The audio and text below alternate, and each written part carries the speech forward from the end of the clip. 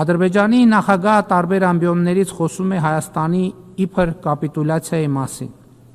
Ճիշտն ասած չեմ հասկանում, որն է ահռելի պոզիտիվ բովանդակության առկայության պայմաններում, որը ձեռք է բերվել համատեղ դժվարին ջանքերով, օբյեկտիվ իրականության հետ կապ չունեցող ագրեսիվ ենթատեքստերի հոլովումը։ Միթե խաղաղությունը բավարար բերկրանք և բավարարվածություն չի պատճառում։ Ինձ, օրինակ, պատճառում է։ Ինձ բավարար բերկրանք է պատճառում նաև այն, որ Հայաստանի Հանրապետությունը տպավորիչ տեմպերով զարգացող,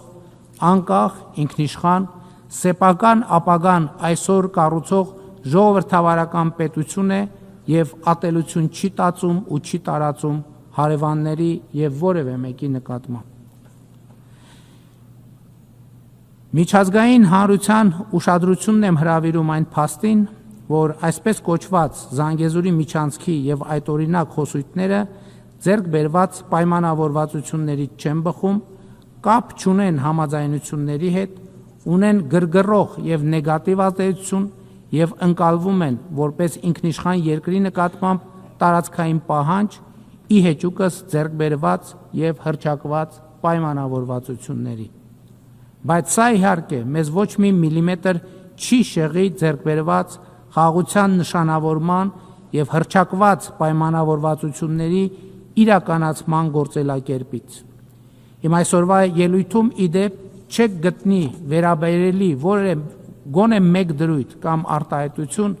որի հիմնավորումը չեմ կարող մատնացույց անել տարբեր ձևաչափերով Հայաստանի և Ադրբեջանի միջև ձեռք բերված գրավոր պայմանավորվածություններում կամ օգոստոսի 8-ին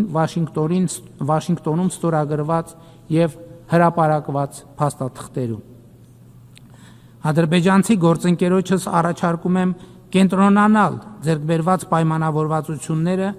շուտափույթ և ճշգրիտ կյանքի կոչելու վրա, ինչի համար էական է լեգիտիմ խոսույթների կիրառումը։